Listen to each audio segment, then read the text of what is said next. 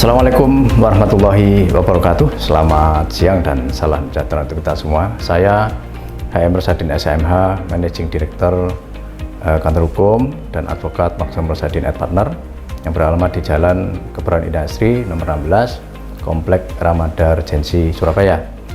Dalam ini kami akan menanggapi tentang dinamika perpolitikan di Indonesia yang baru kita laksanakan, yaitu pesta demokrasi serempak, ya, pemilu antara pilpres, pilcaleg itu bersamaan dan luar biasa. Yang pertama adalah bahwa dari sisi hukum sudah jelas diatur dengan undang-undang pemilu yang kita sudah tahu bersama, dan yang pasti saya akan menyikapi dari sisi yang lain, yaitu terhadap dinamika yang berkembang saat ini. Pilpres tahun ini itu memang unik. Memang pesta demokrasi ini 5 tahunan, tetapi atmosfer yang berkembang ini adalah dinamikanya luar biasa. Dari DPD, dari hari ke hari, dari waktu ke waktu ini perubahannya sangat cepat. Bagaimana peta berubah, bagaimana peta partai juga berubah, bagaimana juga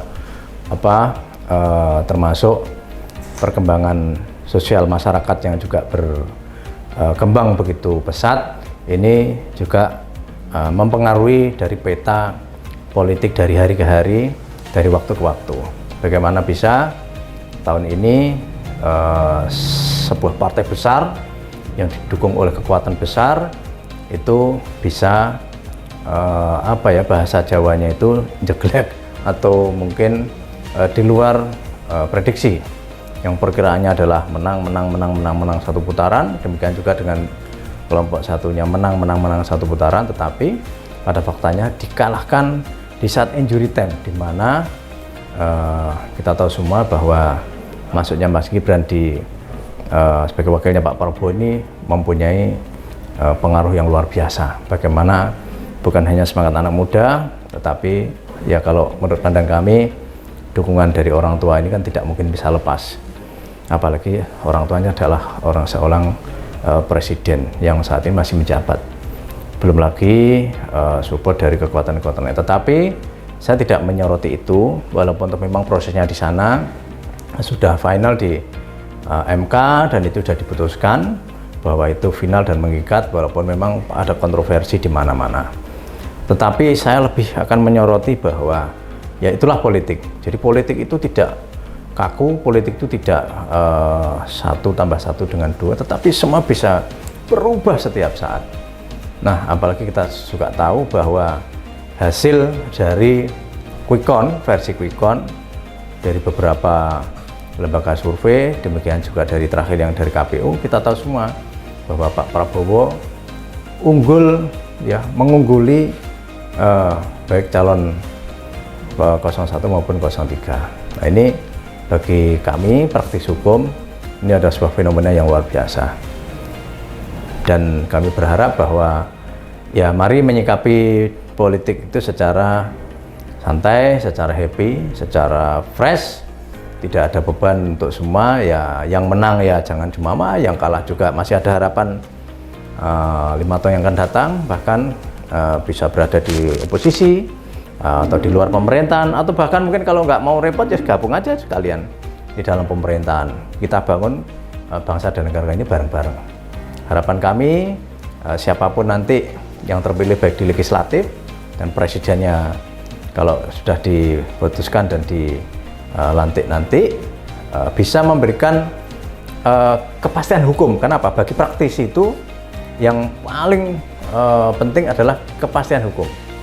Ya, produk-produk hukumnya itu juga bisa memberikan manfaat lebih bagi masyarakat, dan ada kepastian bagi kami selaku praktisi, sehingga pada nantinya itu bisa memberikan atmosfer yang baik kepada kami. Kami berharap bahwa presiden dan anggota legislatif, anggota DPD nanti yang akan dilantik dan menjabat 5 tahun yang akan datang itu bisa lebih membela kepentingan masyarakat kecil. Segala sesuatu yang sudah diprogramkan oleh pemerintah sebelumnya, saya berharap yang baik itu nanti dilanjutkan. Tetapi yang mohon maaf, masih ada koreksi, evaluasi di sana sini, ya nanti kita kawal bersama-sama. Pada intinya bahwa segala sesuatu yang berkenaan dengan masyarakat itu dipastikan kepentingan dasar masyarakat itu terlindungi. Memang kami yakin tidak akan ada yang bisa memuaskan para pihak, karena memang pemerintah bukan alat pemuas bagi semua, tetapi paling tidak secara makro untuk kepentingan masyarakat kecil itu bisa kepentingannya itu betul-betul diberi ruang, ya, tidak justru mohon maaf menjadi korban yang notabene masyarakat sini tidak bisa teriak lantang seperti yang lain. Kenapa? Masyarakat sini tidak punya modal, masyarakat ini terbatas, dan bagi kami masyarakat Indonesia sangat dewasa. Pada dasarnya masyarakat saat ini sudah bisa mengatur dirinya sendiri. Justru kalau kami menilai masyarakat Indonesia ini jauh lebih dewasa dibanding dengan negara-negara lain. Karena apa? Di Indonesia ini minim konflik, masyarakat mudah diajak komunikasi, dan untuk semua hal masyarakat bisa mengatur dirinya sendiri. Pemerintah tinggal mengatur irama makronya, undang-undang untuk lalu lintasnya, termasuk slot-slot yang bisa mengatur kepentingan masyarakat.